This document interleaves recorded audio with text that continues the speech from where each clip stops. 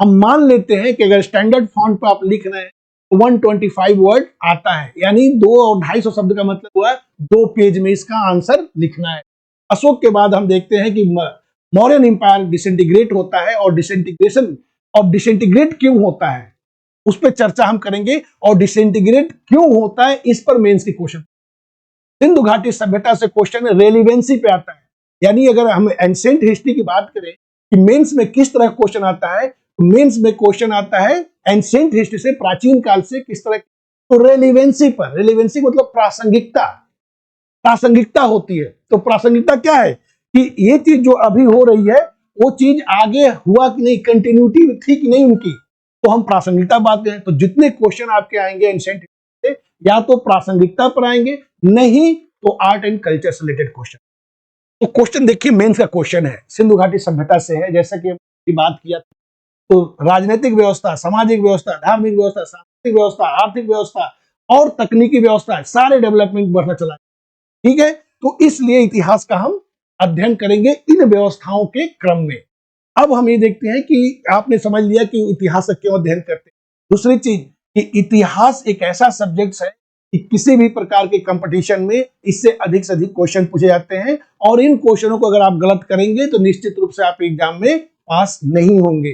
तो एग्जाम में पास करना है तो आपको इतिहास को क्या करना है, रामबाण बनाना, और हर तरह से आपको, चाहे वो प्रीलिम्स के लेवल पर हो, मेंस के लेवल पर, पूरा एक पेपर आपका फर्स्ट पेपर आता है जिसमें इतिहास से संबंधित पॉलिटिकल तो कम पूछाता है, लेकिन वो क्या पूछाता है, सांस्कृतिक पूछाता है, यानी कल्चरल हिस्ट्री पूछाता है। एंशिएंट पीरियड से क्या पूछा जाएगा, कल्चर पूछा जाएगा। आर्ट एंड कल्चर से संबंधित क्वेश्चन आएंगे। मॉडर्न पीरियड को फोकस किया जाता है, वर्ल्ड हिस्ट्री को फोकस किया जाता है। Hello, good afternoon all of you. लक्ष्य आईएएस के चैनल पर आप सभी का, मैं हरीश कुमार आपके साथ हिस्ट्री सब्जेक्ट का प्री और मेंस का पूरी तरह से, पूरी तैयारी के साथ आपके साथ लगेंगे, जिससे कि आपका एग्जाम इतिहास के कालखंडों के क्वेश्चन, चाहे वो प्रीलिम्स का हो या मेंस का हो, कहीं से भी आप एक तरह से धोखा ना खाएं और अच्छे से आप इतिहास के प्रश्नों का प्रीलिम्स और मेंस के लेवल पर अच्छे से क्रैक करते, जिससे कि आप सफल हों। वो चाहे एग्जाम आईएएस का हो, पीसीएस का हो, लोअर पीसीएस का हो, सबऑर्डिनेट का हो, कोई भी एग्जाम हो, इस पढ़ाई से आपको हर तरह की फायदा मिलेगी। क्योंकि हम जब इतिहास लेके चलेंगे उसमें फैक्चुअल भी लेके चलेंगे और कॉम्प्रिहेंसिव भी लेके चलेंगे, और साथ ही साथ उस चैप्टर से संबंधित जो भी कोई क्वेश्चन, संभावित क्वेश्चन, उन सारे क्वेश्चनों का व्याख्या भी करते चले, जिससे कि आपको एक तरह से सारगर्भित और कॉम्प्रिहेंसिव स्टडी उस चैप्टर से रिलेटेड सारी चीजें। अब बात आती है कि इतिहास हम पढ़ते क्यों हैं। तो इतिहास हम क्यों पढ़ते हैं, तो इतिहास, why we study of the history, इतिहास को हम क्यों पढ़ते हैं। तो इतिहास को पढ़ने इसलिए पढ़ते हैं कि इतिहास वो सब्जेक्ट है जिसमें राजनीतिक व्यवस्था, धार्मिक व्यवस्था, सांस्कृतिक व्यवस्था, सामाजिक व्यवस्था, सभी व्यवस्थाओं का एक तरह से क्या है, मूल है, जहां से वो स्टार्ट होते हैं। इतिहास उसका स्टार्टिंग पॉइंट है, यानी हम कह सकते हैं कि सभी सब्जेक्ट का, सभी डिसिप्लिन का एक तरह से इतिहास क्या है, जनक है। अब उस जनक को कैसे हम लेके चलते हैं, तो इतिहास में आप जानते हैं कि एक बहुत ग्रीक स्कॉलर थे जिनका नाम था हेरोडोटस, जिनका नाम था हेरोडोटस। अब हेरोडोटस को हम क्या कहते हैं, फादर ऑफ हिस्ट्री कहते हैं। क्या कहते हैं, फादर ऑफ हिस्ट्री कहते हैं। क्यों कहते हैं फादर ऑफ हिस्ट्री। आप जब कभी भी कोई चीज पढ़िए तो क्यों पर जरूर कोशिश करिए, क्यों का क्या आंसर, कि हेरोडोटस को ही क्यों हम कहते हैं फादर ऑफ हिस्ट्री। इसलिए कहते हैं हेरोडोटस को फादर ऑफ हिस्ट्री क्योंकि इतिहास का जो रचना हुई है, इतिहास की रचना हुई है काज एंड इफेक्ट पर। काज एंड इफेक्ट यानी कोई कारण होगा और कारण का एक परिणाम होगा, कारण का एक परिणाम होगा। कोई भी चीज, कोई भी घटना घटित होती है तो उसका एक कारण होता है और कारण का ही परिणाम आगे चलता है। और इन्हीं कारण और परिणाम के आधार पर इतिहास के कालखंडों को देखते हुए हेरोडोटस महोदय ने क्या किया था, पूरा एक ग्रंथ का रचना किया था। उस ग्रंथ को कहते हैं ओपस मैग्नम। जिस ग्रंथ की रचना की थी उस ग्रंथ को कहते हैं ओपस मैग्नम, और उसी ओपस मैग्नम से इतिहास का जन्म हुआ। यानी पूरे ऐतिहासिक घटनाओं को कॉज एंड इफेक्ट के आधार पर उन्होंने संकलन किया था और सबसे पहली बार इन्होंने संकलन किया था, इसीलिए इन्हें कहते हैं फादर ऑफ हिस्ट्री या इतिहास के जनक। अब जो कॉज एंड इफेक्ट का जो इन्होंने सूत्र दिया, इसी सूत्र पर पूरी तरह से इतिहास एक तरह से चलता है। और जैसे जैसे मनुष्य डेवलप होता गया, जैसे जैसे मनुष्य एक आदिम समाज से मनुष्य सभ्य समाज की ओर बढ़ता गया, उसकी आवश्यकताएं जन्म लेने लगी और उसमें धीरे धीरे पॉलिटिकल व्यवस्थाओं को डेवलप किया। राजा को जन्म दिया। राजा को जन्म देने के बाद क्या हुआ, राजा की जो खर्चे कैसे मीट आउट हो, तो उसके लिए टैक्स लगाया गया। उसकी एक आर्थिक व्यवस्था बनाई गई कि एक राज्य को सुचारू रूप से चलाने के लिए क्या होता है, एक आर्थिक व्यवस्था होती है। तो इस तरह क्या हुआ, एक पॉलिटिकल डेवलपमेंट हुआ।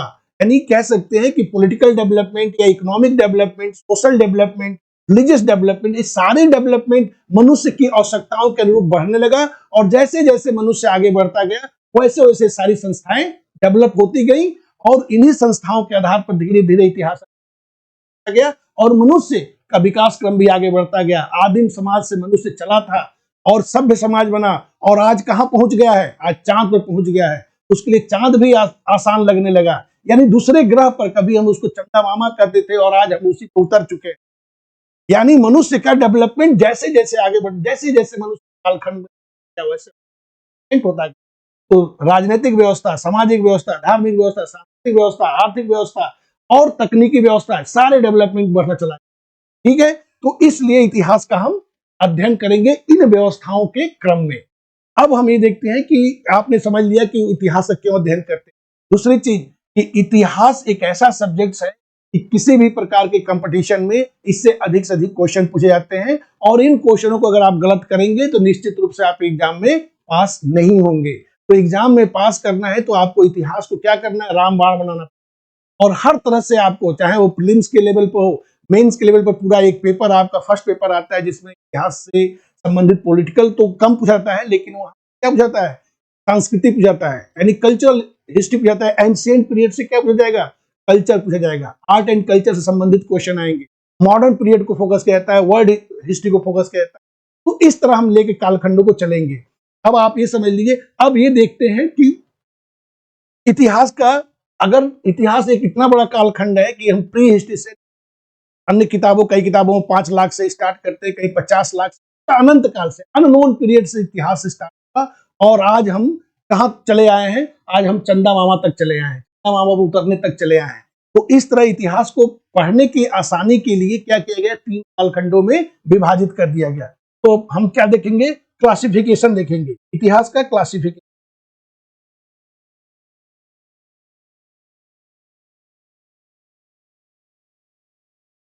क्लासिफिकेशन ऑफ हिस्ट्री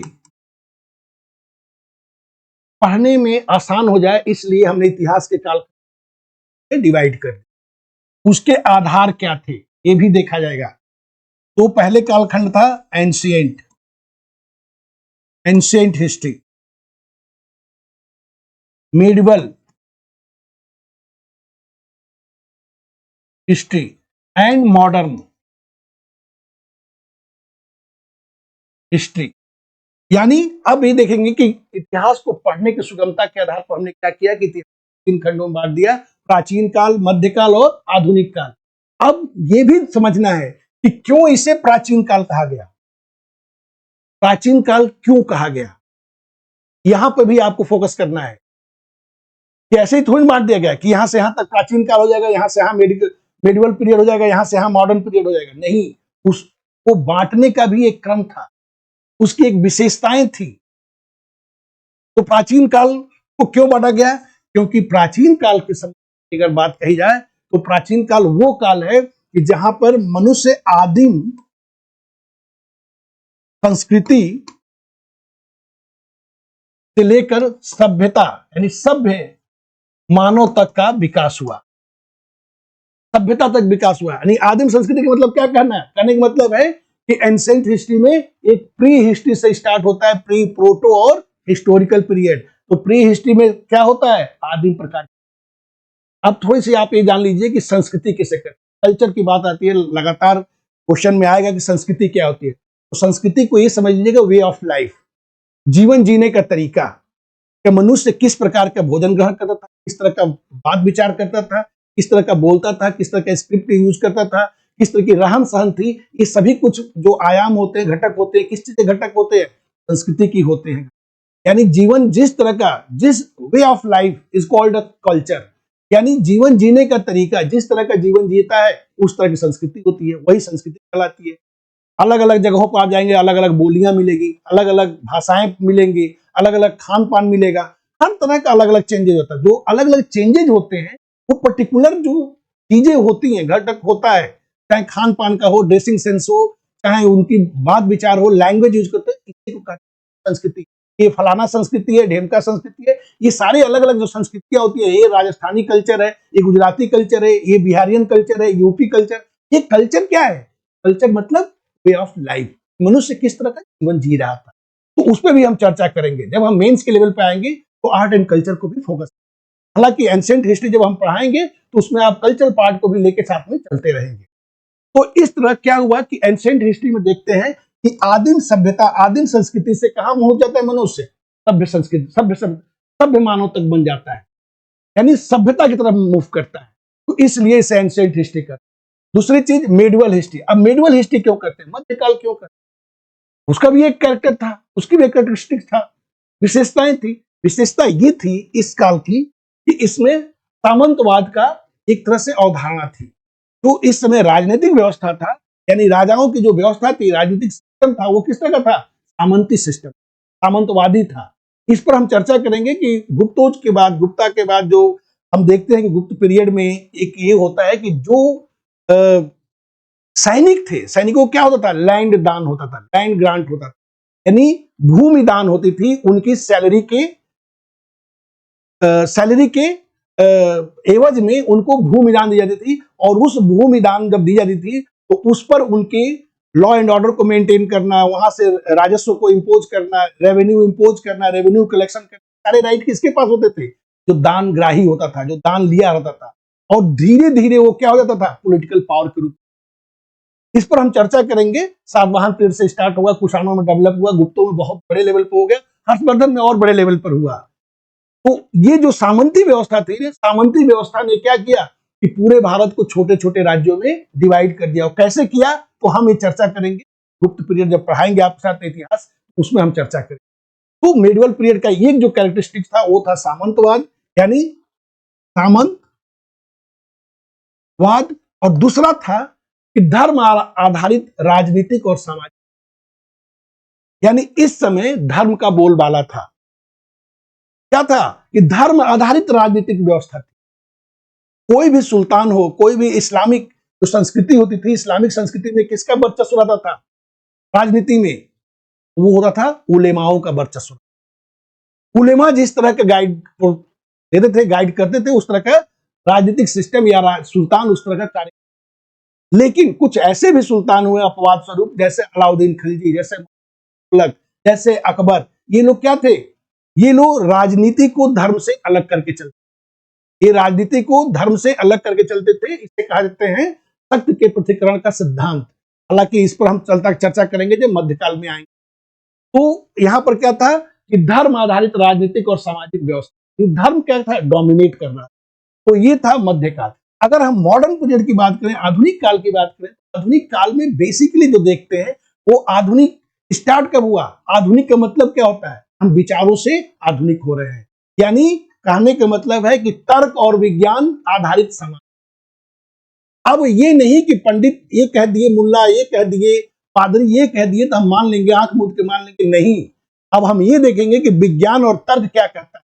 विज्ञान और तर्क के पैरामीटर पर हम सारे पॉइंट को पहले देखेंगे, देखने के बाद फिर पर डिसीजन लेंगे। तो उसको हम क्या कहते हैं? आधुनिक काल। और यही आधुनिक काल में हम देखते हैं कि इंडस्ट्रियलाइजेशन होता है बड़े जोर। क्यों? क्योंकि रेनेसा हो जाता है, मतलब पुनर्बर्थ, पुनर्जागरण। तो इंडस्ट्रियलाइजेशन होता है, तेजी से इंडस्ट्रियलाइजेशन के बाद क्या होता है? ग्रोथ ऑफ सिटीज, डेवलपमेंट, शहरों का विकास होता है, नगरों का विकास होता है बड़ी तेजी से। आज मनुष्य अब क्या हो जाता है मॉडर्न आधुनिक पीरियड में? सबसे जो इंपॉर्टेंट चीज थी कि अभी तक सेंटर में, समाज के सेंटर में कौन रहता था? भगवान रहता था, ईश्वर रहता था। ईश्वर को देख के सब कुछ करते थे। लेकिन अब सेंटर में कौन आ गया? मानव आ गया। इसीलिए मानवतावाद आई, समानता आया, फिर से आप देखते हैं बंधुता आया। ये तमाम डेवलपमेंट कब होता है? आधुनिक पीरियड में होता है। और इस समय विज्ञान की बोलबाला थी, टेक्निकल या टेक्नोलॉजिकल डेवलपमेंट की बोलबाला थी। इसलिए इसे हम क्या कहते हैं? आधुनिक काल। एक चीज और क्लियर कर दें आपको कि अलग अलग जगहों पर, विश्व के अलग अलग जगहों पर प्राचीन काल अलग समय में डेवलपमेंट हुआ, मध्यकाल अलग अलग टाइम काल था उसका, और मॉडर्न पीरियड का अलग काल था। सबका अलग अलग जोन है। जैसे आप यूरोप की बात करें तो यूरोप में 15वीं शताब्दी में धीरे धीरे मॉडर्नाइजेशन की, मध्यकाल बहुत पहले आ चुका था। लेकिन अगर हम इंडिया कॉन्टेक्स्ट में बात करें तो इंडिया कॉन्टेक्स्ट में आप जानते हैं कि एंशिएंट हिस्ट्री कहां से स्टार्ट होती है? प्री हिस्ट्री से लेकर और हर्ष तक आता है, और हर्ष के बाद अर्ली मेडुअल चलता है। अर्ली मेडुअल के बाद मोहम्मद गोरी, जैसे आप देखते हैं इस्लाम का उद्भव होता है छठी 5वीं शताब्दी में, 6ठी शताब्दी में होता है। तो इस्लाम के उद्भव के बाद क्या होता है? इस्लाम का प्रसार स्टार्ट। तो सबसे पहला कौन यहाँ पर आक्रमण करता है? मोहम्मद बिन कासिम। कासिम के बाद तुर्क इन्वेजन होता है। तुर्क इन्वेजन कौन कौन से? गजनवी का है, मोहम्मद गोरी का है। गजनवी क्या था? गजनवी धन की लालसा में भारत पर अटैक कर रहा था, धन की लूट का। उस पर हम चर्चा करेंगे कि वो धन क्यों चाहता था। क्योंकि सेंट्रल एशिया में उसको अपने राज्य को क्या करना था? स्ट्रेंथन करना था, मजबूती देना था, इसलिए धन की लालसा थी। और चूंकि हम जानते हैं कि भारत को क्या कहते हैं? स्वर्ण काल कहते हैं, गोल्डन स्पैरो कहते हैं, सोने की चिड़िया कहते हैं। सोने की चिड़िया की खोज में मोहम्मद गजनवी यहां आता है। मोहम्मद गजनवी के बाद आता है गोरी। गोरी को क्या था? गोरी अपने साम्राज्य का विस्तार चाहता था, वो विस्तार कर रहा था। तो विस्तार वो लूट के कारण नहीं आता, बल्कि वो विस्तार चाहता था अपने पॉलिटिकल डेवलपमेंट का। तो इसलिए गोरी, यहाँ पर गोरी आया था। उसके बाद हम देखते हैं कि मॉडर्न पीरियड, मॉडर्न पीरियड की बात हम देखते हैं तो ये होती है 16वीं शताब्दी के प्रारंभ से। खैर, आगे हम बढ़ते हैं। अब हम आते हैं एंशिएंट हिस्ट्री। कहां आते हैं? एंशिएंट हिस्ट्री पर।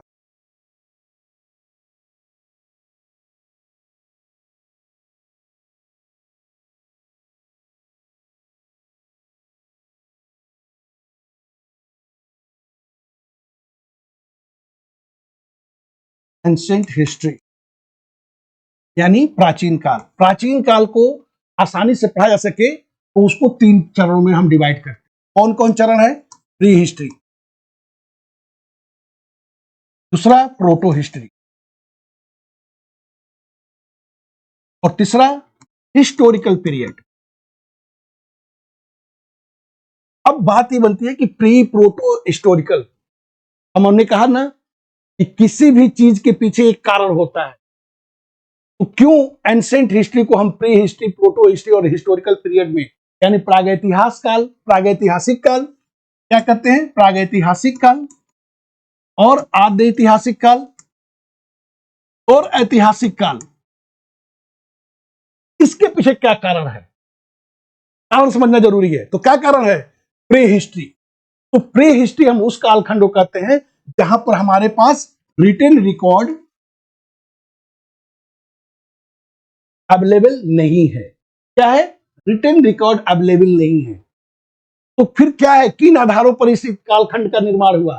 तो कालखंड का निर्माण उस समय जो मनुष्यों के द्वारा अपनी जीविका का निर्वाह करने के लिए जिन चीजों का उपयोग किया जा रहा था, उन चीजों के अवशेष के आधार पर हम क्या देखते हैं? प्री हिस्ट्री का। बात समझ में आने की? मनुष्य केंद्र में है, और मनुष्य अपनी भूख को मिटाने के लिए क्या करता है? तो भूख को मिटाने के लिए क्या करेगा? कर रहा है। तो यहां पर हंटिंग कर रहा है। क्या कर रहा है? हंटिंग कर रहा है, शिकार कर रहा है, फूड गैदरिंग कर रहा है, खाद्य संग्रह कर रहा है, और उससे अपनी जीविका का निर्वाह कर रहा है। ठीक है? तो रिटर्न रिकॉर्ड अवेलेबल नहीं है। अब बात आई कि शिकार करता किससे है? तो शिकार करता है स्टोन इंप्लीमेंट से। किससे? स्टोन इंप्लीमेंट से, पाषाण उपकरणों के द्वारा। और पाषाण उपकरणों की क्या थी? अधिकता थी। मनुष्य अपने जीविका निर्वाह के लिए किन उपकरणों का यूज कर रहा है? पाषाण उपकरणों। तो पाषाण उपकरणों का, और इनकी अधिकता होने के कारण इस कालखंड को क्या कहते हैं? स्टोन पीरियड का। मनुष्य की जो कुछ भी डेवलपमेंट थी वो पाषाण उपकरण के आधार पर, अपनी भोजन, अपना जीविका और निश्चित रूप से जो मनुष्य शिकारी होगा तो क्या होगा, एक स्थान से दूसरे स्थान वो मूव करता रहेगा निरंतर, यानी एक जगह वो स्टेबल नहीं होगा, तो यानी स्टेबिलिटी के अभाव भी होगा, तो नोमैडिक लाइफ होगी। तो इस तरह क्या था कि प्री हिस्ट्री कहते हैं प्रागैतिहासिक काल, जहां पर लिखित साक्ष्य अवेलेबल नहीं था, और इस कालखंड का जो निर्माण हुआ था वो हुआ था कि मनुष्यों के द्वारा प्रयोग में लाई गई पाषाण उपकरणों के आधार पर। दूसरा आता है प्रोटो हिस्ट्री, और इसका अगर हम इसका एग्जाम्पल देखें प्री हिस्ट्री का कौन सा कालखंड है, तो हम आसानी से लिख देंगे स्टोन एज। क्या, पाषाण कालखंड, यानी पाषाण काल। इसमें पैलोलिथिक एज है, फिर से मेजोलिथिक एज है, न्यूलिथिक एज है, इसकी चर्चा हम करेंगे, इसको चैप्टर वाइज लेके चलेंगे, जहां पर प्री से कैसे क्वेश्चन, मेंस में कैसे क्वेश्चन बनते हैं, इन सारी चीजों को हम लेके स्टोन एज पर जब चर्चा करेंगे तो करेंगे। दूसरा आइए प्रोटो हिस्ट्री, आद्य इतिहास। अब आद्य इतिहास की क्या बात है भाई, क्यों आद्य इतिहास कहा गया इसका, ये भी जानना जरूरी है ना। जैसे प्री हिस्ट्री जाने कि मनुष्यों के द्वारा पाषाण का उपकरणों के प्रयोग किया जाए, अब ये आद्य इतिहास क्यों कहा गया, इसलिए कहा गया क्योंकि इस समय रिटन रिकॉर्ड अवेलेबल तो थे, लेकिन उसको हम अभी तक डिसाइफर या पढ़ नहीं पाए हैं। यानी इस कालखंड में क्या था कि रिटन रिकॉर्ड हमारे पास है, लेकिन अभी तक हम उसको रिवील नहीं कर पाए हैं, क्या लिखा है हम नहीं जानते हैं। तो इसलिए इसको क्या कहते हैं, आद्य इतिहास कहते हैं, आद्य ऐतिहासिक कालखंड कहते हैं। और इस कालखंड का जो एग्जाम्पल है वो है इंडस वैली सिविलाइजेशन, यानी सिंधु घाटी सभ्यता, इंडस वैली सिविलाइजेशन। और कुछ मायनों में वैदिक पीरियड को दो भागों में डिवाइड किया जाता है, आपसे बात करके देखिए वैदिक पीरियड को क्या है, दो भागों में डिवाइड किया जाता है। तो इसमें एक ऋग्वैदिक काल है और दूसरा लेटर वैदिक काल है। तो ऋग्वैदिक काल की जो आधार था, उस समय हमारे पास स्क्रिप्ट नहीं थी, जो कुछ भी हो रहा था ओरल फॉर्म में हो रहा था, मौखिक रूप से हो रहा था। इसीलिए फर्स्ट 3 वेदाज जो है, जैसे यजुर्वेद है, सामवेद है, फिर से आपका ऋग्वेद है, इतनों क्या कहते हैं, श्रुति ग्रंथ कहते हैं। श्रुति यानी सुनकर, जो एक पीढ़ी से दूसरे पीढ़ी सुनकर ज्ञान ट्रांसफर हुआ है, ज्ञान आगे बढ़ा है, उसको हम कहते हैं क्या, श्रुति, यानी सुनकर ज्ञान को आगे बढ़ाना एक जनरेशन से दूसरे जनरेशन में, ठीक है। तो इसलिए इंडस वैली सिविलाइजेशन और वैदिक पीरियड को हम क्या कहते हैं, आद्य ऐतिहासिक काल में लेकर चलते हैं। अब रही बात हिस्टोरिकल पीरियड, भाई अब हिस्टोरिकल पीरियड क्या कारण था, तो हिस्टोरिकल यानी ऐतिहासिक काल का कारण ये था कि इस समय हमारे पास स्क्रिप्ट भी था, लिपि भी था, हम पढ़ भी सकते थे, हम लिख भी सकते थे, हम समझ भी सकते थे। तो इस तरह कालखंड का, किस कालखंड को कहते हैं, ऐतिहासिक काल। और ऐतिहासिक काल का अगर एग्जाम्पल हम दें तो महाजनपद काल को, काल से स्टार्ट हो जाता है ऐतिहासिक काल। क्लियर, यहां तक आप लोगों ने देख लिया कि एंशिएंट हिस्ट्री को 3 कालखंडों में डिवाइड किया गया, यानी pre history, proto history and historical period. अब प्री हिस्ट्री से लेकर और कहां तक हम एंशिएंट हिस्ट्री मानते हैं, तो हर्षवर्धन का काल, जिसमें अगर हम देखेंगे कि पहले प्री हिस्ट्री में स्टोन एज देखेंगे, उसमें palaeolithic age, mesolithic age, neolithic age को पढ़ेंगे। पढ़ने के बाद हम थोड़ा जाएंगे कि मनुष्यों के द्वारा सबसे पहले किस धातु का प्रयोग किया गया था। आप जानते होंगे तो कमेंट सेक्शन में लिखिएगा, या मैं बता देता हूं कि तांबे का प्रयोग सबसे पहले मनुष्यों ने किया था। तो इसलिए उस समय तांबा और स्टोन दोनों को मिलाकर यूज किया जा रहा था उपकरण, इसलिए उस काल को कहते हैं ताम्रपाषाणिक काल, ठीक है। उसके बाद हम इंडस वैली सिविलाइजेशन पर बात करेंगे। इंडस वैली सिविलाइजेशन की बात करने के बाद हम आगे बढ़ेंगे वैदिक पीरियड। वैदिक पीरियड के बाद हम महाजनपदा पीरियड का कालखंड देखेंगे। महाजनपदा में देखेंगे कि सेकेंड अर्बनाइजेशन क्यों कहा जाता है, यानी द्वितीय नगरीय क्रांति क्यों महाजनपद पीरियड कहा जाता है। तो फर्स्ट नगरीकरण किसमें था, तो फर्स्ट नगरीकरण की बात हम करेंगे तो कहां, तो सिंधु घाटी सभ्यता को कहते हैं फर्स्ट अर्बन कल्चर, और महाजनपद पीरियड कहते हैं सेकेंड अर्बनाइजेशन, द्वितीय नगरीय क्रांति। द्वितीय नगरीय क्रांति के बाद हम देखेंगे क्या, तो मगधन पीरियड, यानी मगध का उत्कर्ष देखेंगे, यानी जिसमें चंद्रगुप्त मौर्य आएंगे। चंद्रगुप्त मौर्य के बाद अशोक एक सबसे इंपॉर्टेंट फिगर है एंशिएंट हिस्ट्री का, तो अशोक के बारे में चर्चा करेंगे। अशोक के बाद हम देखते हैं कि मौर्यन एम्पायर डिसइंटीग्रेट होता है, और डिसइंटीग्रेट क्यों होता है उस पर चर्चा हम करेंगे, और डिसइंटीग्रेट क्यों होता है इस पर मेंस के क्वेश्चन। सिंधु घाटी सभ्यता से क्वेश्चन रेलिवेंसी पे आता है, यानी अगर हम एंशिएंट हिस्ट्री की बात करें कि मेंस में किस तरह क्वेश्चन आता है। तो मेंस में क्वेश्चन आता है एंशिएंट हिस्ट्री से, प्राचीन काल से किस तरह, तो रेलिवेंसी पर। रेलिवेंसी मतलब प्रासंगिकता, प्रासंगिकता होती है। तो प्रासंगिकता क्या है कि ये चीज जो अभी हो रही है वो चीज आगे हुआ कि नहीं, कंटिन्यूटी थी कि नहीं उनकी, तो हम प्रासंगिकता बात करें। तो जितने क्वेश्चन आपके आएंगे एंशिएंट से, या तो प्रासंगिकता पर आएंगे, नहीं तो आर्ट एंड कल्चर से रिलेटेड क्वेश्चन।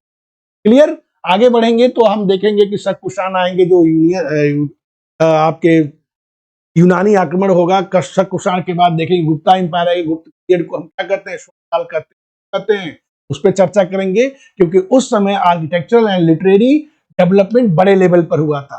और गुप्ताज के बाद, गुप्ता के अवसान के बाद क्या आता है, हर्षवर्धन आता है। हर्षवर्धन के बाद आपका अर्ली मिडिवल पीरियड स्टार्ट। तो first of all we should focus on ancient history, उसके चीजों को लेकर चलेंगे, ठीक है। और एंशिएंट हिस्ट्री से एक क्वेश्चन को भी देखते चलते हैं, थोड़ा सा आप लोगों को ये हो जाएगी मीन्स कैसे हमको लिखना है आंसर। तो थोड़ा सा एक क्वेश्चन को भी हम देख लेते हैं। तो क्वेश्चन देखिए, मेंस का क्वेश्चन है, सिंधु घाटी सभ्यता से है, जैसा कि बात किया कि मेंस का जो क्वेश्चन आएगा एंशिएंट हिस्ट्री से, वो प्रासंगिकता आधारित क्वेश्चन। प्रासंगिकता का मतलब ये है कि जो उस कालखंड में हुआ, क्या आज भी वो चीजें कंटिन्यू है, उसकी कंटिन्यूटी, उसकी निरंतरता बनी हुई है। That is called relevancy. तो रेलिवेंसी बेस्ड क्वेश्चन किस में आता है, एंशिएंट हिस्ट्री। अदरवाइज जो क्वेश्चन बनेंगे वो बनेंगे आर्ट एंड कल्चर से, कि किस तरह कल्चर, संस्कृति और विकास हुआ, कि कला और संस्कृति किस तरह विकास हुआ, इसकी चर्चा हम उसमें करते हैं आर्ट एंड कल्चर में। तो बहुत सारी चीजें हैं। अब आइए एक क्वेश्चन देखते हैं, और क्वेश्चन ये है कि अपने उत्तरवर्ती युगों तक सिंधु सभ्यता की अविच्छिन्न व्याप्ति मात्र धार्मिक एवं आध्यात्मिक क्षेत्रों तक ही सीमित नहीं थी। इस वक्तव्य का विश्लेषण कीजिए। क्वेश्चन को पहले समझिए, पहले रुकिए, फिर क्वेश्चन को समझिए। क्वेश्चन कह क्या रहा है कि अपने उत्तरवर्ती युगों तक सिंधु सभ्यता की अविच्छिन्न व्याप्ति मात्र धार्मिक एवं आध्यात्मिक नहीं थी। इस वक्तव्य का विश्लेषण करिए। तो अपने उत्तरवर्ती युगों का पहले समझिए कि ये उत्तरवर्ती युग क्या है, इसका क्या मतलब है। अपने उत्तरवर्ती युग का कहने का मतलब है कि इस काल के बाद क्या यही केवल मात्र अविच्छिन्न, केवल मात्र धार्मिक और आध्यात्मिक ही निरंतरता बनी रही, नहीं। यही पूछ रहा है क्वेश्चन, क्या केवल अविच्छिन्न, केवल व्याप्त मात्र धार्मिक और आध्यात्मिक ही चीजें आगे बढ़ती नहीं, और कुछ आगे नहीं बढ़ा। तो आप इसको जस्टिफाई करेंगे। अब जस्टिफाई कैसे करेंगे इस क्वेश्चन का, तो पहले तीन चीज देखेंगे आप। पहले देखेंगे कैसे लिखना होगा, प्रस्तावना। मतलब आप, प्रस्तावना का मतलब होता है कि उसकी पृष्ठभूमि बनाएंगे, कि जो ये क्वेश्चन कह रहा है, क्वेश्चन आपको समझ में आ गया होगा कि केवल उत्तरवर्ती युगों तक, मतलब आने वाले समय में, आज के काल में सिंधु सभ्यता की अविच्छिन्न व्याप्ति मात्र धार्मिक और आध्यात्मिक क्षेत्रों तक ही सीमित नहीं थी। तो कहां तक सीमित थी, अब इस पर हम चर्चा करेंगे इस वक्तव्य। तो पहले क्या लिखेंगे, प्रस्तावना। फिर क्या देखेंगे, व्याख्या। व्याख्या के बाद हमारी निष्कर्ष होगा। क्लियर। तो अब हम प्रस्तावना देख लें पहले। तो प्रस्तावना क्या है, संभवतः भारतीय इतिहास की आरंभिक कड़ी। समझने की कोशिश करिएगा कि सिंधु घाटी सभ्यता संभवतः भारतीय इतिहास की आरंभिक कड़ी है। क्यों संभवतः लगाया गया है, आप संभवतः का शब्द का मतलब समझ लीजिए। क्योंकि उस समय की लिपि को हम, जो हमने देखा, जो हमने अनुभव किया, जो उनकी एक व्यवस्था देखी, तो उनकी सारी डेवलपमेंट देखी, डेवलपमेंट देखने के आधार पर हमने कहा कि अगर लिपि हमारे पास रहती तो हम संभवतः नहीं लगा, डायरेक्ट लिख देते। लेकिन संभवतः भारतीय इतिहास की कड़ी है। कौन, सिंधु घाटी सभ्यता का डेवलपमेंट, उसके कंपोनेंट। तो ठीक है, तो भारतीय इतिहास की आरंभिक कड़ी हमने देख लिया, संभवतः है। और प्रस्तावना के बाद हम क्या देखेंगे, अविच्छिन्न धारा के स्तंभ, यानी व्याख्या। प्रस्तावना के बाद क्या देखेंगे, व्याख्या। व्याख्या कैसे करना है, तो व्याख्या का मतलब ये होता है कि जो कुछ भी आयाम थे सिंधु घाटी सभ्यता के, रिलीजन, उसके इकोनॉमिक सिस्टम, उसके वाटर हार्वेस्टिंग, जल संचयन प्रक्रिया, इन सारी चीजों को क्या करेंगे, क्रमवार हम उसका डेवलपमेंट कर लिखें। और लिखने के बाद ध्यान रहे कि 250 शब्द या 200 शब्द में, 250 शब्द का मतलब ये होता है कि एक A4 स्टैंडर्ड साइज पर क्या करते हैं, हम मान लेते हैं कि अगर स्टैंडर्ड फॉन्ट पर आप लिख रहे हैं तो 125 वर्ड आता है, यानी 2 और 250 शब्द का मतलब हुआ 2 पेज में इसका आंसर लिखना है। ये नहीं कि आप घुमाते रहे लिखते रहे, तो लिखने से नहीं होगा, तो गड़बड़ हो जाएगा, गलत हो जाएगा।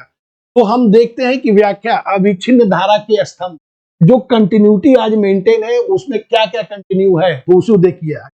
तो पहला देखते हैं क्या कि योजना और सार्वजनिक क्षेत्र, सार्वजनिक स्वच्छता यानी प्लानिंग और पब्लिक हाइजीन, इसको देखते हैं। तो क्या देखते हैं इसमें, नगर नियोजन। नगर नियोजन आपने जाना है कि नगर नियोजन town planning, town planning, town planning किस तरह था इंडस वैली सिविलाइजेशन में, ग्रिड सिस्टम आधारित था, ग्रिड सिस्टम पर डेवलप था। ग्रिड सिस्टम का मतलब क्या हुआ कि सड़कें एक दूसरे को समकोण पर काटती हैं, सड़कें एक दूसरे को क्या करते हैं, समकोण पर काटती हैं, ठीक है। इसमें क्या है, जो योजना बनी है, जो मकाने बनी है और रेक्टेंगुलर बनी हुई है, आयताकार बनी हुई है, यानी एक वेल इंजीनियर्ड प्लान के रूप में इसको आधारित किया गया है, जैसा कि आज भी हो रहा है। अगर आज भी मॉडर्न कॉलोनी बनाई जाती है तो कैसे बनाई जाती है, एक चारों तरफ से घर बनाया जाता है, बीच में पार्क बना दिया जाता है, चारों तरफ से किनारी, चारों तरफ से छोटे छोटे लेन होते हैं, स्ट्रीट होती है, उसमें उनके नालियों के जो वाटर जो सप्लाई सिस्टम होता है उसको मेंटेन किया जाता है, वेस्टेज वाटर को कैसे निकालते हैं, ड्रेनेज सिस्टम, ये सारी चीजों को कैसे करते हैं, एक टाउन प्लानिंग में हम दिखाया गया है। कहां पे, तो इंडस वैली सिविलाइजेशन का। तो इंडस वैली सिविलाइजेशन का टाउन प्लानिंग जो ग्रिड आधारित व्यवस्था पर आधारित, ग्रिड मतलब जाल आधारित, तो ग्रिड सिस्टम पर आधारित है। उसके बाद देखते हैं जल निकास यानी ड्रेनेज सिस्टम। ड्रेनेज सिस्टम क्या है, जल निकास। तो आप देखते हैं कि जो मकान अगर बने हुए हैं छोटे छोटे यहां पर, तो इसके वेस्टेज वाटर कैसे निकालते हैं, पहले यहां से एक नाली निकालते हैं, फिर से जो मुख्य ड्रेनेज सिस्टम उसमें उसको अटैच कर देते हैं, जिससे कि वेस्टेज जो वाटर है वो क्या हुआ, आराम से स्वच्छता बनाए रखे और वो बाहर निकल जाता है। तो ये क्या है, उनका जल निकास प्रणाली। तो एक तरह से कह सकते हैं कि जिनका टाउन प्लानिंग सिस्टम जो ग्रिड आधारित सिस्टम हाईली इंजीनियर्ड था, और उसकी कंटिन्यूटी आज भी आप मॉडर्न कॉलोनी जहां पर देख सकते, उसकी निरंतरता बनी हुई है। क्या कह रहा है क्वेश्चन, अपने उत्तरवर्ती युगों तक सिंधु सभ्यता की अविच्छिन्न व्याप्ति मात्र धार्मिक और आध्यात्मिक क्षेत्रों तक ही सीमित नहीं थी, नहीं थी, बिल्कुल नहीं थी, क्योंकि योजना और सार्वजनिक स्वच्छता, नगर नियोजन, जल निकास, दोनों चीजें आज भी मेंटेन है, आज भी कंटिन्यूटी चल रही है उसकी।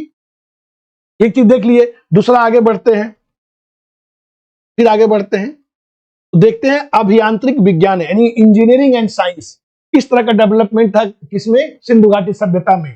तो उसके लिए क्या देखेंगे, पहले देखेंगे कि लोथल का कृत्रिम बंदरगाह, यानी सिंधु घाटी सभ्यता के लोग बड़े लेवल पर क्या करते थे, ट्रेड करते थे, व्यापार करते थे। अब जब पढ़ेंगे हम देखेंगे कि किस तरह मेसोपोटामिया से, जिसमें गल्फ ऑफ पर्सिया होते हुए व्यापार चलता है, दिलमुन मकरंद दो इनके मध्य स्थान होता है, उस तरह कैसे लोथल कृत्रिम बंदरगाह यानी बंदरगाह का अगर निर्माण किए हैं तो बिना अभियांत्रिकी ज्ञान के द्वारा, बिना उसके उस नॉलेज के ये कृत्रिम बंदरगाह वो डेवलप नहीं कर सकते, विकसित नहीं कर सकते थे। तो इस तरह उनकी इंजीनियरिंग साइंस के भी हम देखते हैं कि किस तरह सिंधु घाटी सभ्यता के लोग हाईली इंजीनियर्ड थे, टेक्निकल किस तरह वो डेवलप थे। फिर से पाषाण कार्य, पाषाण की मूर्तियां देखते हैं, जैसे अब पृष्ठ की मूर्ति देखते हैं, पुरोहित की मूर्ति देखते हैं, कितना सुंदर तरीके से उसको बनाया गया, जीवंत कर दिया गया है। यानी पाषाण कार्य भी वो सिद्धहस्त थे, यानी टेक्निकली वो बहुत साउंड थे उस समय के लोग, और आज भी वो चीज चली आ रही है, उसकी निरंतरता बनी हुई है। फिर मापन की रेखीय इकाई यानी माप माट का भी वो प्रयोग पूरी तरह से करते, मेजरमेंट का भी प्रयोग अच्छे से, इस सारी चीजों का कि अगर मापन की इकाई वो नहीं जानते, मेजरमेंट नहीं कर पाते, तो कभी भी ये संभव नहीं था कि टाउन प्लानिंग उतनी बेहतरीन तरीके से वो कर सके, नगरों का विकास उतनी बेहतरीन तरीके से कर सके। यानी कहीं ना कहीं मापन की रेखीय इकाई जानते थे, ज्योमेट्री जानते थे, बिना ज्योमेट्री के वो चीजें हाउस जो बनाते थे, जो बिल्डिंग का निर्माण करते थे, वो नहीं संभव था। यानी वो ज्योमेट्री के भी जानकार थे। फिर से जल प्रबंधन यानी वाटर हार्वेस्टिंग, यानी वाटर हार्वेस्टिंग, जल संचयन। किस तरह जल संचयन के बारे में उनकी जानकारी थी कि पृथ्वी के नीचे का जो वाटर, ग्राउंड वाटर टेबल होता है, उसको कैसे मेंटेन करना है, जल स्तर कैसे मेंटेन करना है। तो जल स्तर को मेंटेन करने के लिए 2-3 प्रकार के वो प्रणालियां यूज करते थे। पहला, जो मेन ड्रेनेज सिस्टम था, तो अगर मेन ड्रेनेज सिस्टम में अगर हम देखेंगे तो पहले जल की नाली की सफाई के लिए क्या करते थे, ऊपर एक होल बनाते थे एक सर्टेन इंटरवल पर, और उसके बाद आप देखेंगे कि वो जो नाली के नीचे सॉक पिट बनाते थे। क्या बनाते थे, सॉक पिट, जिससे कि पानी सोखता, जो पानी सूख सूख के, पानी रिस रिस के कहां पहुंचे, जमीन की जो वाटर, ग्राउंड वाटर टेबल है, उसको भी मेंटेन रखे। तो इस तरह वाटर हार्वेस्टिंग, और इसका आप वाटर जल संचयन की अगर बात करें कि इसका एविडेंस कहां मिला है, तो इसकी एविडेंस आप देख सकते हैं धौलावीरा से। धौलावीरा में बड़े लेवल पर क्या देखते हैं, धौलावीरा में बड़े लेवल पर जलाशय का एविडेंस मिला। तो जलाशय, धौलावीरा बहुत बड़ा क्षेत्र था, इसमें 3 पार्ट में डिवाइड था ये पूरे नगर। तो धौलावीरा से जलाशय का एविडेंस मिलता है। इस तरह जल प्रबंधन पर भी वो लोग निपुण थे। जल प्रबंधन की आज भी तमाम कोशिशें की जा रही हैं कि जल कैसे प्रबंध किया जाए, जल संचय कैसे, क्योंकि अगला जो विश्व युद्ध होगा निश्चित रूप से हम कह सकते हैं कि पीने योग्य पानी के लिए ही होगा। तो यानी पानी पीने का जो हम इस समय युद्ध स्तर पर कार्य कर रहे हैं, वो ऑलरेडी इंडस वैली सिविलाइजेशन में जल संचयन प्रणाली पर वो लोग फोकस थे। यानी जो चीजें वो कर रहे थे, वो चीजें आज अभी हम नहीं कर पा रहे हैं, केवल हम कोशिश कर रहे हैं। यानी वो भी निरंतरता बनी चली आ रही है, वो भी कंटिन्यूटी आज मेंटेन है। फिर से हम देखते क्या है, कृषि। अब हम थोड़ा कृषि पर चर्चा करेंगे कि इंडस सिंधु घाटी सभ्यता में किस तरह की कृषि होती थी। तो एग्रीकल्चर की बात अगर हम करें तो बड़े लेवल पर हो रही थी, क्योंकि एग्रीकल्चर, एक चीज जान लीजिए कि एग्रीकल्चर सरप्लस ही क्या करेगा, ट्रेड को जन्म देगा। इसको जन्म देगा, ट्रेड को। तो एग्रीकल्चर सरप्लस यानी अधिशेष का उत्पादन, कृषि अधिशेष जो होगा वही व्यापार को जन्म देता है। और आप जानते हैं कि इंडस वैली सिविलाइजेशन एक, जहां पर जो समाज थे वो क्या थी, ट्रेडिंग सोसाइटी थी, अर्बन सोसाइटी थी। अर्बन जितनी फैसिलिटी चाहिए वो सारी चीजें यहां पर मेंटेन है। तो क्या था कि एग्रीकल्चर सरप्लस हो गया। यानी एग्रीकल्चर क्या था, मिश्रित कृषि भी जानते थे वो। मिश्रित कृषि मतलब कि क्या, मिश्रित कृषि का मतलब क्या हुआ कि एक साथ कई चीजों का उत्पादन करना। और इसका एविडेंस अगर आपको देखना है तो कहां देखेंगे, कालीबंगा में। कालीबंगा में किस चीज का एविडेंस मिलता है, मिक्स क्रॉपिंग का मिलता है, मिक्स क्रॉपिंग का मिलता है, क्रॉप रोटेशन का मिलता है। यानी इंडस वैली लोग क्या थे, मिक्स क्रॉपिंग से भी इंट्रोड्यूस थे पूरी तरह से, और बड़े लेवल पर प्रोडक्शन भी कर रहे थे। यानी मैन्योर से भी कहीं ना कहीं वो इंट्रोड्यूस थे, खाद्य, कृषि, इस सारी चीजों से इंट्रोड्यूस थे। फसलों के उत्पादन में गेहूं का उत्पादन बड़े लेवल पर कर रहे हैं, जौ का उत्पादन कर रहे हैं। ये सारे डेवलपमेंट क्या किया, एग्रीकल्चर सरप्लस किया। एग्रीकल्चर सरप्लस ने क्या किया, ट्रेड किया, ट्रेड को बढ़ावा दिया। और ट्रेड से क्या हुआ, एक अर्बन रिवोल्यूशन की बात होती है। इसीलिए इंडस वैली सिविलाइजेशन क्या कहते हैं, फर्स्ट अर्बन रिवोल्यूशन, प्रथम नगरीय क्रांति भी कहते हैं। और मिश्रित कृषि, और इसके बाद हम देखते हैं राजनीतिक व्यवस्था, बृहद क्षेत्र का राजनीतिक एकीकरण। अब बात यहां समझने की है, क्योंकि हम जानते हैं कि इंडस वैली सिविलाइजेशन लिखित, हम अभी तक जो उसका रिटन स्क्रिप्ट है उसको हम पढ़ नहीं पाए। बात समझने की कोशिश करिएगा कि सिंधु घाटी सभ्यता की जो स्क्रिप्ट है, जिसे हम कथात्मक शैली कहते हैं, उस स्क्रिप्ट को अभी तक हम लोगों ने पढ़ नहीं पाए हैं। तो नहीं पढ़ने के कारण हम क्या कह सकते हैं कि बृहद क्षेत्र का राजनीतिक एकीकरण तो था, लेकिन एग्जैक्टली क्या था ये हम नहीं जानते। लेकिन वहां की टाउन प्लानिंग, वहां की नगर नियोजन, वहां की एग्रीकल्चर करने का तरीका, नगरों का विकास, नालियों का निर्माण, जल संचयन प्रक्रिया, उनके टेक्नोलॉजिकल डेवलपमेंट, उस तरह के सिस्टम को देखने से कह सकते हैं कि एक राजनीतिक व्यवस्था जरूर रही होगी, एक पॉलिटिकल सिस्टम या पॉलिटिकल यूनिटी या ऑर्गेनाइजेशन जरूर रहा होगा, निश्चित रूप से रहा होगा। अदरवाइज उस तरह की व्यवस्था, उस तरह की टाउन प्लानिंग, उस तरह की एग्रीकल्चरल डेवलपमेंट, उस तरह का ट्रेडिंग सिस्टम ये डेवलप नहीं कर सकते। अराजकता की स्थिति आ जाती तो निश्चित रूप से कोई ना कोई पॉलिटिकल यहाँ पर ऑर्गेनाइजेशन रहा था, निश्चित रूप से था। हम उसको अभी तक इसलिए कंफर्मली नहीं कह सकते हमारे पास अब। लेकिन क्षेत्रों का जैसे मोहनजोदड़ो है, कालीबंगा है, हड़प्पा है, लोथल है, इन सारी व्यवस्थाओं का जो व्यवस्था देख लेंगे तो निश्चित रूप से कह सकते हैं कि कोई ना कोई एक व्यवस्था थी जो इसको रेगुलेट कर रही थी। आगे हम देखते हैं तो धर्म एवं अध्यात्म। अब हम बात करते हैं किस पर? धर्म एवं अध्यात्म बात करें। धर्म यानी रिलीजन। तो रिलीजन में किस चीज की पूजा हो रही है? जो उस समय के इंडस वैली लोग थे तो किस चीज की पूजा कर रहे हैं? फायर की पूजा कर रहे हैं, आग की पूजा। आग की पूजा क्या है? कालीबंगा से क्या मिला है? Fire alter. कालीबंगा से क्या मिला है? Fire alter. फायर अल्टर मतलब यज्ञ वेदिका। यज्ञ वेदिका का मिलने का मतलब है कि इंडस वैली सिविलाइजेशन के लोग यज्ञ इत्यादि कर रहे थे, पूजा कर रहे थे, यानी आग की पूजा। दूसरा हम क्या देखते हैं? दूसरा वृक्ष की पूजा। किस चीज की पूजा? वृक्ष की पूजा। क्यों? क्योंकि मोहनजोदड़ो से एक ऐसा मुहर मिला है जिसपे ये दिखाया गया है कि पीपल के पेड़ है, उसके दो ब्रांचों के बीच में एक देवता बैठा हुआ। बात पहले समझ लीजिएगा, एक देवता बैठा हुआ, उसकी आकृति मिली हुई है। तो उसके मिलने का मतलब है कि वृक्ष की पूजा हो रही है। और वृक्ष की पूजा उस समय हो रही है, आग की पूजा हो रही है, वृक्ष की पूजा हो रही है। और एक पूजा किसकी हो रही है? पानी की। पानी की पूजा कैसे कह सकते हैं? कि आपने मोहनजोदड़ो में देखा था कि बृहत स्नानागार मिला है, करेक्ट। बृहत स्नानागार को यह माना जाता है कि इस स्नानागार का प्रयोग हम कब करते थे? किसी ओकेजन पर करते थे, किसी रिचुअलिस्टिक ओकेजन पर करते थे, किसी धार्मिक उत्सव पर करते थे। लोग नहाकर इसमें शुद्ध होते थे। जैसा कि आप जानते हैं कि आज के लोग पाप तो बहुत करते हैं और पाप करने के बाद हर साल संगम में जाके नहा लेते हैं, पाप धुल गए। गंगा जी, सच मानो, गंगा जी वहां से निकल के भाग जाती, कोई नहीं रुकता है वहां पर पाप धुलने के लिए। लेकिन अब एक कंटिन्यूटी देखिए कि आग का पूजा अगर उस समय हो रहा था तो आज भी यज्ञ वेदिकाएं, वृक्ष की पूजा उस समय होती थी तो आज भी कहीं ना कहीं महिलाएं जाती हैं और किसी विशेष दिनों पर जाके उसकी पूजा करते हैं, वृक्ष की पूजा करते हैं, पीपल के पेड़ की पूजा करते हैं। और दूसरी चीज ये आप जान लीजिए कि पीपल के एक ऐसा पेड़ है जो 24 आवर्स ऑक्सीजन प्रोवाइड करता है। तो कहीं ना कहीं मानव जीवन से जुड़ी हुई चीजें हैं।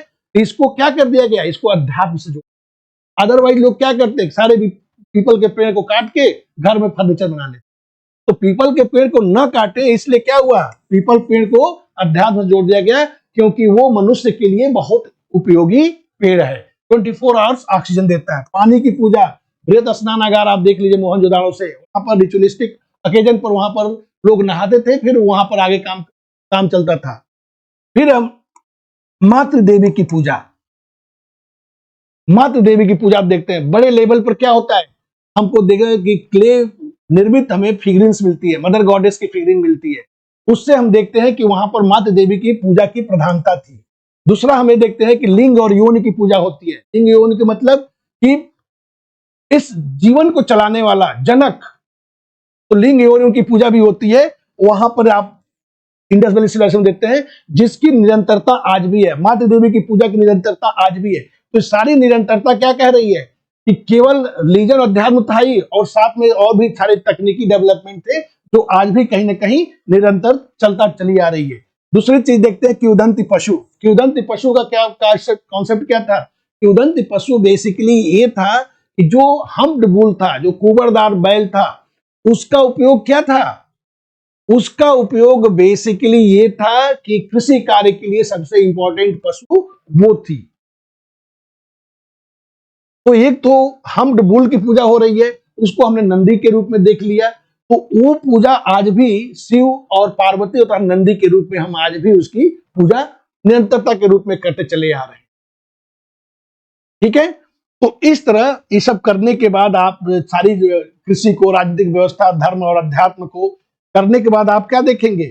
देखेंगे निष्कर्ष। अगर हम निष्कर्ष पर पहुंचे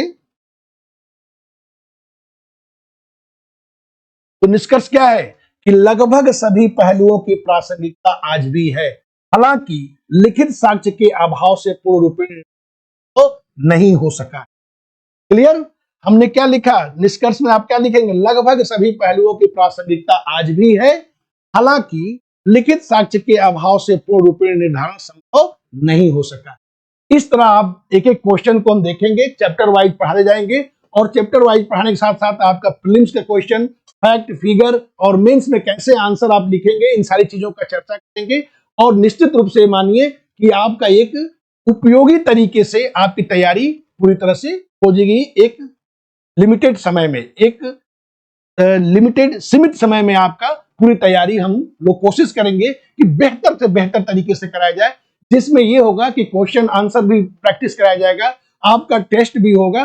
दूसरी चीज की आप अधिक से अधिक आपका क्वेश्चन आंसर लिखवाया जाएगा, बताया जाएगा।